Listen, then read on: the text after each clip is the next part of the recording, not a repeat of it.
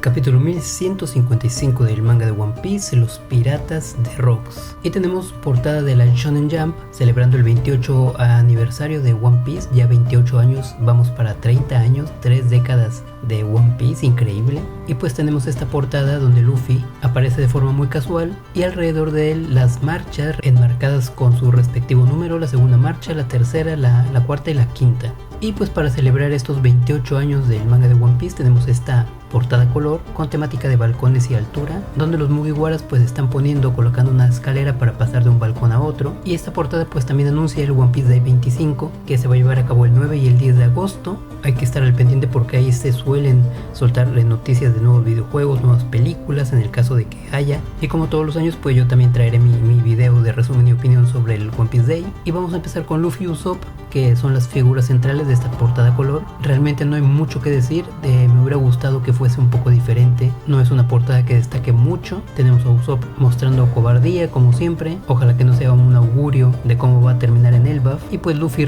disfrutando del peligro, de las alturas, del riesgo. Y aquí sí hay mensajes escondidos. Oda suele meter por ahí cositas en las portadas a color. En este caso tenemos la playera de Luffy, que tiene una palabra que Usopp está tapando, pero que termina con las letras SK, y me di a la tarea de buscar palabras en inglés que tengan esta terminación para ver si podemos encontrar algún misterio por ahí. Y hubo bastantes palabras, pero las que más me resonaron para poder hablar en este video fueron Sandek, que significa terraza, que tiene bastante sentido porque pues esta portada color tiene que ver con terrazas, efectivamente. Luego tenemos la palabra deck, que significa cubierta, en este caso de barcos. Tiene menos sentido porque no hay ningún barco en esta portada color. Luego tenemos la palabra gek, que significa tonto o bobo, podría estar relacionada con Luffy, con la quinta marcha. Luego tenemos la palabra peck, que significa pico, picotazo, que tiene que ver con los pingüinos voladores que están en esta portada color. Luego wreck, que significa naufragio, que también tiene que ver con esta temática de barcos, One Piece, los piratas, aunque no tiene mucho que ver con la portada color. Y la última y la más llamativa, que es Sebek, con Z, que es una variante de Shebek. Curiosamente el capítulo anterior pues trataba totalmente de Shebek, mostrándonos por primera vez su apariencia, y en este capítulo pues tenemos los piratas de Rocks, así que podría ser Sebek, la palabra que aparece en la playera de Luffy. Por lo demás no hay mucho que destacar. Tenemos a Frankie en un globo aerostático con la palabra One Piece, a Robin y a Chopper cruzando valientemente la escalera, también Zoro viendo a Luffy y a Usopp con bastante alegría, a Sanji invitando a Nami a cruzar, seguramente cargándola, a Nami con mucho miedo de cruzar la escalera, y Jinbei pues sosteniéndola con la mano, y finalmente Brook no muy interesado en cruzar, tocando el violín para los pingüinos voladores. Y también es curioso pues que los pingüinos voladores estén precisamente volando, es un ave que no vuela, así que no sé si hay algún mensaje en esto. En total son 5 pingüinos, y también hay un detallillo por ahí que es el cartel de Se Busca de Luffy en G5. Y se me olvidó mencionar que Jinbei lleva un atuendo con una calavera y un águila entre nubes doradas. No sé si esto tendrá algún significado, pero ahí está por si alguien lo quiere ver más de cerca. Y empezamos este 1155 con lo que ocurrió después de que se conocieron Rocks y Loki. Curiosamente Loki se quita las vendas, me pregunto si hay algún motivo en específico para que las conserve en algunos momentos y en otras se las quite. Y hay algo bastante curioso porque vuelve a hacer Shebek esta señal con la mano de frente, como lo hizo en el 1154 en el anterior. Mucha gente dice que no tiene fruta. Yo propuse una idea de fruta en el video anterior, pero lo curioso pues es que vuelve a hacer otra vez una seña con los dedos, mientras le dice a Loki específicamente qué es lo que va a hacer, muy parecido al capítulo anterior. Puede ser una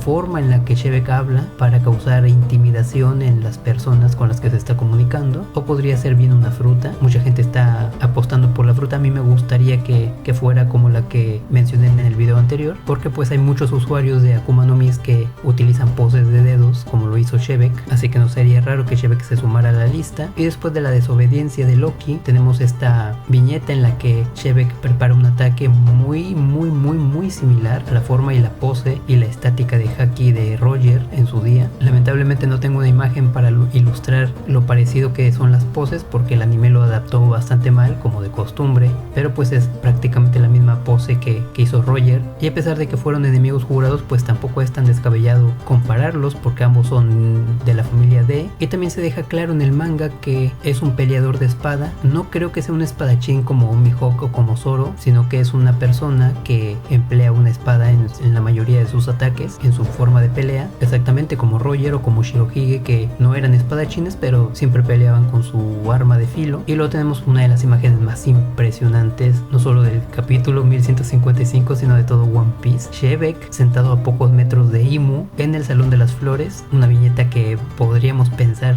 que sería imposible. Me encanta la pose de Shebek con total calma, observando absolutamente toda la situación, con un arma en la mano. Cómo rayos llegó ahí no lo sabemos, y Tierra Santa pues está volviendo un lugar al cual cualquier persona puede entrar. Me gustó ver a Shebek aquí porque yo creo que la calidad de personaje de Shebek es digna para poder tener esta participación, pero pues ya tenemos un historial de gente que se infiltra en Tierra Santa, como Wapol, como Sai y Leo atacando un Tenryubito, y pues no les pasa nada. No parecería que cualquiera puede entrar a Tierra Santa. De esa forma pues yo también entro al trono vacío y me como yo, no sé, unas papas, pero a Shebek le queda bastante bien. Y se menciona que el lugar más recóndito de Tierra Santa, que sería la habitación de las flores, en Río Poneglyph no especifica que sea el lugar más recóndito, pero eso me hace preguntarme pues cuál de los dos sería el lugar más inaccesible para Tierra Santa, si la habitación de las flores, donde Imu parece que pasa el 99% de su tiempo, o el trono vacío, el lugar pues más icónico de todo Tierra Santa. Para mí sería el trono vacío por lo que representa, ya que hemos visto que mucha gente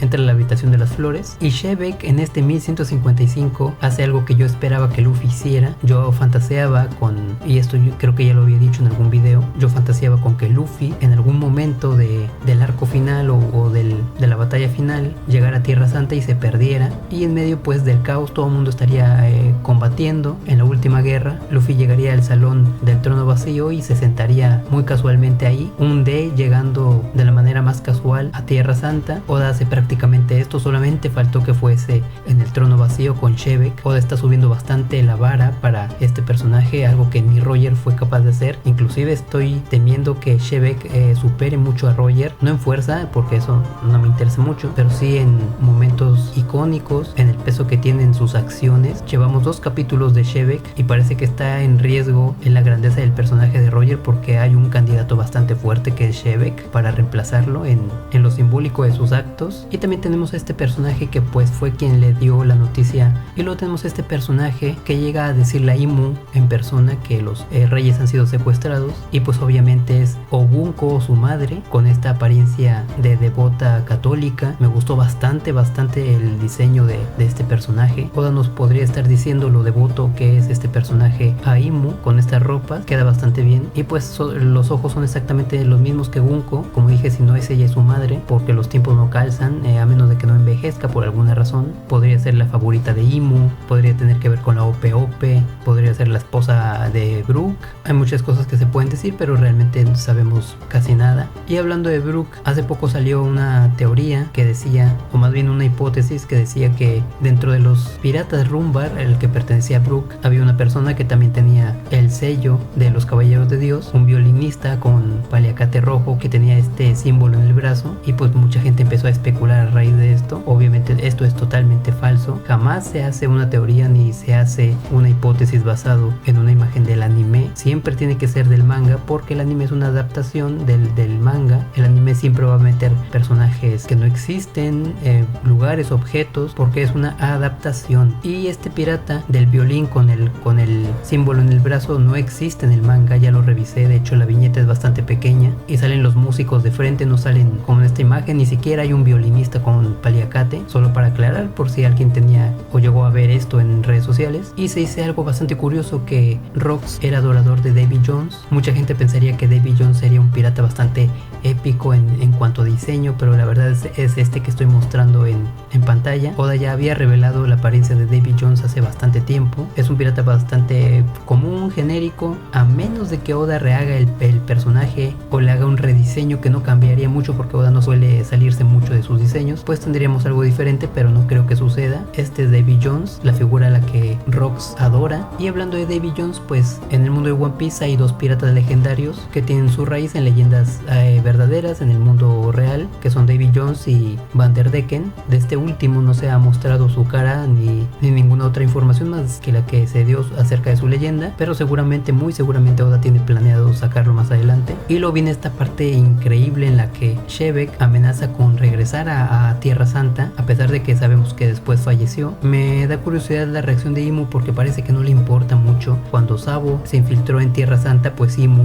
inclusive adoptó una forma diferente a la que tiene. No sabemos si era su forma real o su forma Zoan o animal o que sea. Hubo mucho revuelo, Imu se alteró bastante, pero con la aparición de Rox en Tierra Santa pues parece que Imu ni se inmuta. Se me hace interesante esta forma de actuar de Imu, y pues bueno, esa amenaza de que va a volver puede interpretarse de muchas formas. La primera que se me vino a la cabeza fue que tras su muerte pues de alguna forma pudo volver en el cuerpo de su hijo. Existía esta teoría de que Kurohige eran 3 personas en uno. Luego estaba la teoría del Cerbero, que fue desmentida cuando apareció Shamrock, pero aún podría llevarse a cabo la teoría de que son más personas, o por lo menos 2. Su Jolly Roger son 3 cráneos, así que encaja 3. Y pues esa es una de las formas, volver a través de su hijo, a través de su cuerpo. Ya no estaríamos hablando de un regreso de su cuerpo físico, sino más bien como espíritu. Hay que recordar que Roger también dijo unas palabras similares a Rayleigh, le dijo que él no moriría, y Rox dice en este 1155 que va a regresar. No es exactamente la misma frase, pero tiene el mismo peso simbólico. De alguna forma no van a morir estos piratas. Y también hay que recordar que se dijo que regresarían los piratas de Rox. No sabemos si también su capitán. Esa parte no la entendí. Yo creo que Oda se la está guardando, y puede tener relación con esto de que Rox va a regresar a Tierra Santa de alguna u otra forma, con lo que dijo Garp, sus palabras de que los piratas de Rox van a regresar, porque dudo que se haya referido simplemente a la alianza de Kaido y de Big Mom. No son todos los Rox y ni siquiera está el capitán presente. Y también recordemos la parte en la que Imu rompe muchas fotos, entre ellas la de Kurohige y la de Luffy. La de Luffy pues porque seguramente ya sabe que es Joy Boy. La de Shirahoshi no está rota, lo que significa que probablemente quiere capturarla con vida por ser el arma ancestral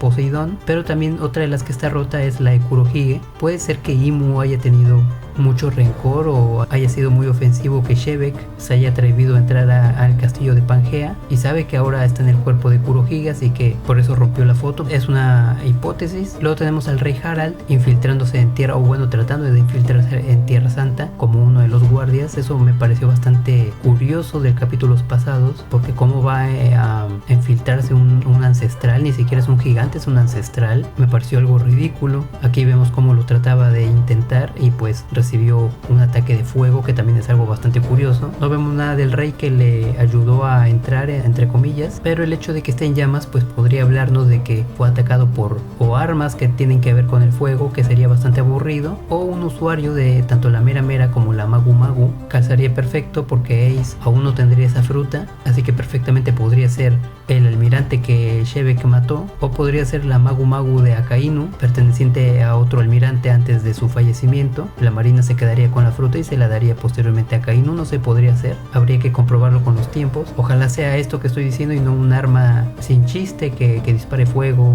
o barriles de brea o algo así. Y luego tenemos pues el choque de espadas entre Harald, un ancestral, y Rox utilizando esta espada que no sabemos cómo se llama. Sería interesante saber el nombre de la espada de Rox. Y el choque de poderes es tan enorme que el narrador dice que terminó arrasando un área de 5 kilómetros. Al principio de este 1155 se dijo que los ataques de Rox son tan demoledores que podrían aparentar que un gran martillo cayó en ese lugar, como si fuese un cráter o un cañonazo, pero supongo yo que a niveles bastante enormes. Y para que entendamos un poquito más de forma visual el impacto entre Harald y Shebek, pues sería un área totalmente arrasada del tamaño de la ciudad de Osaka en Japón. Si Harald y Shebek hubiesen tenido este choque en el centro de la ciudad, pues toda la ciudad sería borrada del mapa. Eso significa que pues todo lo que existía en esa circunferencia fue borrado, desaparecido. Y me pregunto dónde sucedió esto, porque no pudo haber sido muy cerca del castillo de Pangea, porque el castillo habría desaparecido. En el flashback lo vemos entero y después del flashback también lo seguimos viendo, así que posiblemente fue en un área en la que no había construcciones importantes. Y me llama la atención porque estos dos chocaron espadas y borraron todo en 5 kilómetros a la redonda, pero Roger y Shirohige también chocaron espadas y no se dijo nada de que hayan ocasionado un daño similar. Yo no soy muy fan de ver quién es más fuerte ni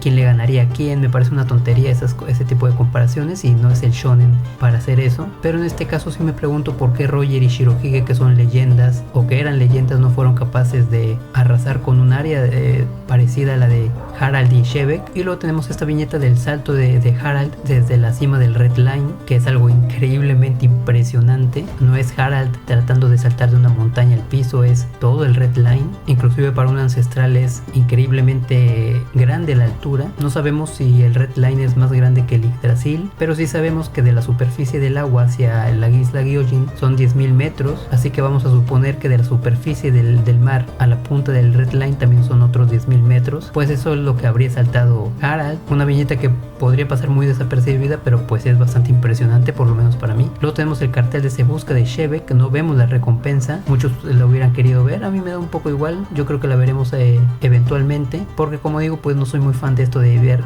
quién es más fuerte y quién es menos fuerte, es bastante aburrido para mí. Y pues tiene bastante similitud la pose con la de Buggy, una cara amenazante, con los ojos bien abiertos, aunque uno de ellos está medio cerrado, el de Shevek, la lengua de fuera y esa mano en forma de garra muy cerca de el lente de la cámara. Probablemente la gente empiece a especular que también es hijo Buggy de Shevek. No me gusta mucho esa resolución de que ahora los hijos son los que heredan la nueva era, me parece un poco quemado, no me gustaría. Ya lo dije con Kurohige y Shevek que no me agradó mucho la idea, pero pues es curioso que hagan la misma pose. El cartel de Kurohige no se parece al de Shevek y pues se nombran algunas de las hazañas en contra del gobierno, bastante interesante que sea en contra del gobierno, que realizó Shevek. Una fue atacar un barco con un cargamento de tributo celestial y el otro fue haber derribado o destruido una de las puertas de la justicia. No sabemos si se refiere, hay 3 puertas de la justicia, pero no sabemos si se refiere a las 2, al conjunto de 2 puertas o una sola de un conjunto de 2. La cosa es que destruyó por completo una de estas gigantescas y colosales estructuras, que también es un golpe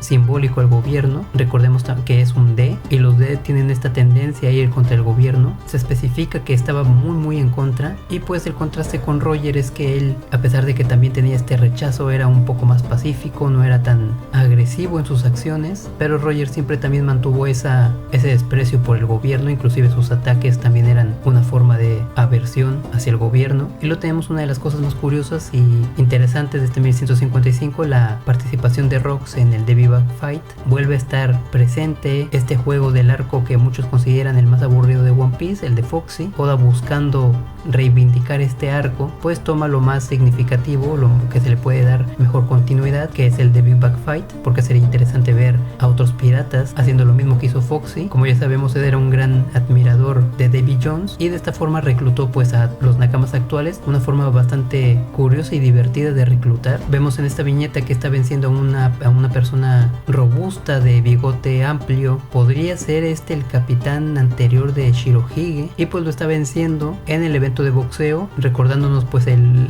Luffy afro contra Foxy, un encuentro bastante cómico por ser estos dos personajes los que lo llevaban a cabo, pero viendo a Rox contra otros piratas pues cambia bastante el concepto, se vuelve más serio de alguna forma, y ojalá pues que el Debbie Bug Fight vuelva. Me encantaría poder ver a Luffy participando otra vez en este juego. Creo que no se sentiría para nada quemado reutilizar el tema del Debbie Bug Fight, es una tradición entre piratas. Y mientras está venciendo a este personaje calvo del bigote, pues uno de los carteles que cae es el de Shirohige. Por eso es que me pregunto si este hombre es el capitán de la antigua tripulación en la que estaba Shirohige. La única imagen que tenemos de la antigua tripulación pues es esta, en la que él sueña con tener una familia. En aquel entonces pues él no tenía su característico bigote, pero en este 1155 pues su cartel de Se Busca ya tiene este bigote, así que podemos decir que fue tiempo después. Y es curioso también que no tenían bandera en ese entonces. Me pregunto si la bandera la habrán robado, si la habrán obtenido de otra forma.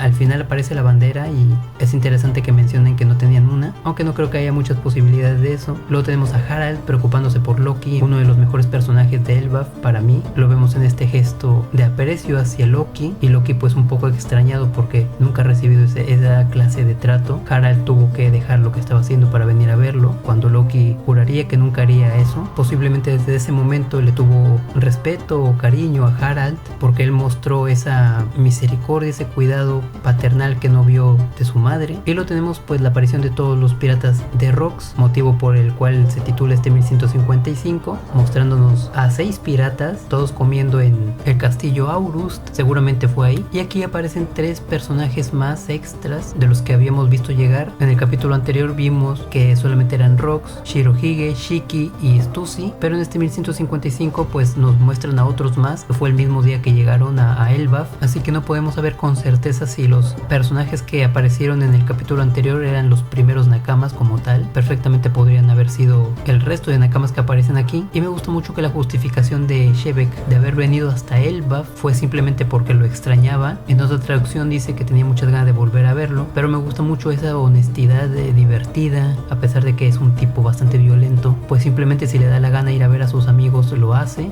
Y esta clase de comportamiento que no es dañino, que es más bien divertido o impulsivo, pues es lo que le da el contraste que me gusta tanto. Todos teníamos en la mente que Shebek era un villano, alguien malo, pero luego viene a Elbaf con sus Nakamas para ver a Harald porque él tenía ganas de verlo y lo extrañaba. Entonces no terminas de juzgar a Shebek, y creo que es lo que quiere lograr Oda, que no lo veas como el malo, pero que tengas en cuenta siempre que va a hacer lo que él quiere, incluso si son cosas malas. Entonces es como un contraste bastante disfrutable. Y vamos a analizar un poquito a los personajes, a los que aparecen en este 1155, que son parte de la tripulación de Rox, empezando por el gángster del West Blue, Don Marlon. Hablando del West Blue, de mini historias del manga, pues tenemos a este personaje que obviamente es un mafioso inspirado en Marlon Brando en su papel de Vito Corleone. Todas estas figuras son o fueron leyendas, así que probablemente sea el más grande gángster de todo One Piece, a menos de que Oda le quiera dar más protagonismo a Capone en el futuro. Inclusive podríamos decir que es el padre de Capone, aunque como ya lo dije, esta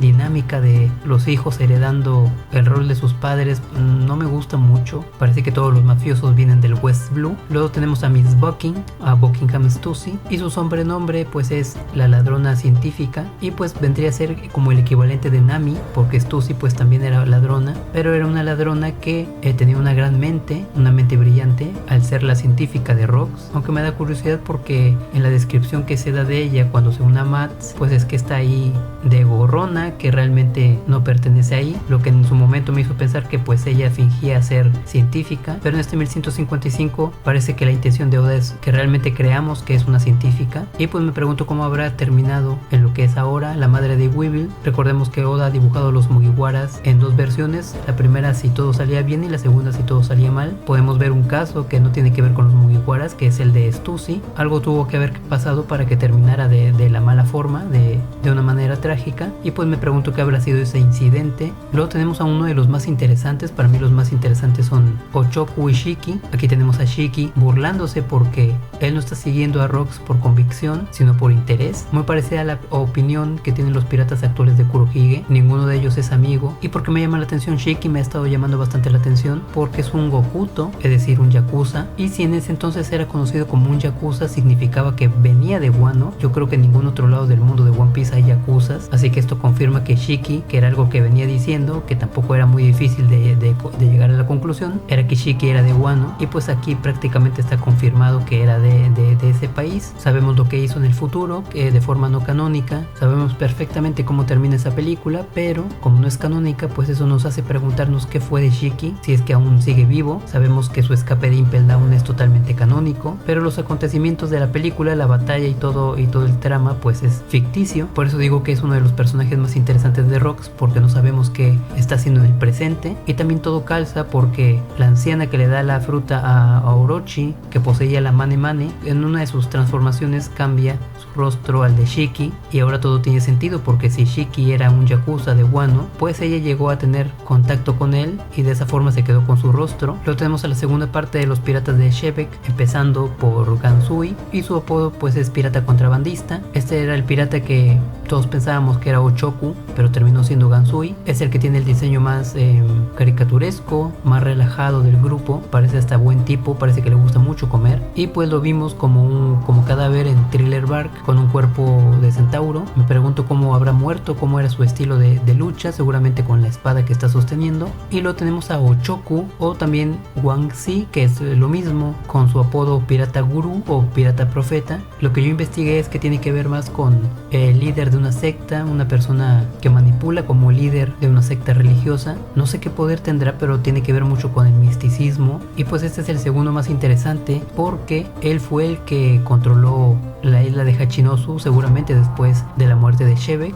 Él era dueño de este lugar antes que Kurohige. Recordemos que en el incidente de Rocky Port, donde Kobe, Kurohige y Law trabajaron juntos para su propio beneficio, pues este incidente dio como resultado que Kurohige se enfrentara a Ochoku, lo venciera y se proclamara Kurohige como ahora el nuevo dueño de la isla pirata. Si no sabes muy bien lo que pasó en Rocky Port, pues te aconsejo ver mi video de las 10 preguntas a Oda. En cierta parte hablo acerca del incidente de Rocky Port de forma más profunda, dando como siempre mi opinión. No sabemos si Ochoku está muerto, seguramente sí, porque no creo que Kurohige lo haya perdonado. Y es curioso porque pues el hijo de su capitán fue finalmente su asesino. Y también hay un parentesco bastante grande con Caribou. Físicamente pues tienen una boca muy parecida, una lengua también muy grande, muy larga, aunque la lengua de Ochoku pues se bifurca en la punta como si fuera la de una serpiente. No sabemos de otro personaje que tenga la lengua de esta forma más que usuarios de fruta artificial Smile, así que podríamos decir que Ochoku tiene una Akuma no Mi modelo Heavy de la serpiente, o podría ser simplemente pues su lengua natural. Otra característica bastante parecida son las orejas puntiagudas como de elfo, es algo que me llama mucho la atención, y también el mechón de cabello. Ambos tienen un mechón de cabello que les cae por enfrente de la cara. Podría ser que Ochoku fuese el padre de Caribou, aunque se volvería a repetir la fórmula de padre e hijo, y como les dije no me gusta mucho esta dinámica. Y actualmente pues Caribou está ya en contacto con Kurohige porque sabemos que lo admira mucho, aunque podría ser pues una trampa porque Kurohige mató a su padre en el caso de que Ochoku fuera el padre de Caribou, y sería válido tener la hipótesis de que ahora busca venganza o algo así y que actúa como su admirador, pero las similitudes físicas de Ochoku y Caribou pues son evidentes. Y finalmente tenemos a Shirohige, que de él no hay que hablar casi nada porque pues ya lo sabemos todo. También se menciona que en estos últimos años han empezado a formarse grupos piratas, pero no se aclara el por qué, así que eso me deja un poco con la duda. Y luego viene el sueño de Shebek, que es crear un paraíso pirata, exactamente el mismo sueño de Kurohige, lo que prende un poco más las alarmas acerca de que podría estar viviendo en el cuerpo de Kurohige Rocks. Y el sueño de Shebek, no se dice exactamente qué es el sueño de Shebek, pero pues yo creo que lo es convertirse en el rey del mundo, algo que nunca habíamos visto en One Piece, y un concepto que se ha manejado mucho en el mundo de la literatura y las historias fantásticas. El concepto del rey del mundo, el malvado villano que busca ser el rey del mundo, nunca lo habíamos visto en One Piece o no lo teníamos tan presente como ahora. Me pregunto qué va a hacer Oda con este concepto que ya ha sido tan utilizado y tan quemado. Seguramente Oda va a darle un giro bastante importante a un concepto tan grande como este. Me pregunto de dónde vendrá esta ambición de ser el rey del mundo. Roger tenía la ambición de ser el rey de los piratas, Luffy también. Bueno, realmente Roger no sé si tenía esa ambición, pero logró convertirse en el rey de los piratas, pero no hemos visto que ninguno tenga la ambición de ser el rey del mundo. Y luego nos dice el narrador que durante 4 años Rocks estuvo yendo a tratar de reclutar a Harald. Todas esas veces las rechazó, lo que significa que tuvo más apariciones en Elbaf, Rocks. Y pues aún me pregunto si Rocks tendrá algo que ver con la muerte de la madre de Hairudin, con Ida. Y algo que me vino a la cabeza que no tiene mucho que ver con el capítulo desde que se mostró la apariencia de Rocks, es que me recordó bastante a Mickey Rourke en el papel de Ivan Banco en Iron Man. Creo que tienen la misma vibra. No sé si alguien más llegó a notar esto, ojalá no haya sido yo el único. Y pues tenemos la inspiración de Loki. Harald no escuchó las palabras de invitación, pero a Loki se le quedaron grabadas, probablemente por eso insistió en unirse a Rocks y fue rechazado. Y aquí hay que tener cuidado porque pues prácticamente Kurohige es no solamente su hijo, sino también su sucesor espiritual. Los mismos sueños de Rocks ahora son los mismos que de Kurohige, y si llegara Loki a escuchar a Kurohige hablar, pues seguramente querría unirse a él. Veremos si Oda aprovecha esto que estoy diciendo para meterlo a la trama. Y pues finalmente tenemos la bandera de Rocks, ya la llegó a conseguir. No sabemos si es producto de un Debbie Back Fight o si es una bandera genuina de ellos. Yo pienso que es la segunda opción, que es la bandera propia de esta banda. Y pues por ahí el fuego de la calavera tiene la espiral esta clásica de las Akuma no Mis y de muchas otras cosas en el mundo de One Piece, lo que me hace preguntarme pues si habrá alguna Akuma no Mi de por medio. Ya ha avanzado mucho la historia de Rocks y no hemos visto que utilice habilidades, por lo que podrían muchos ir descartando que tenga alguna Akuma no Mi. Yo todavía no quiero descartarlo. Y pues la semana que viene no hay manga de One Piece, así que esto es todo lo que más me ha gustado, lo que más me ha llamado la atención de este 1155, y esperar el que viene.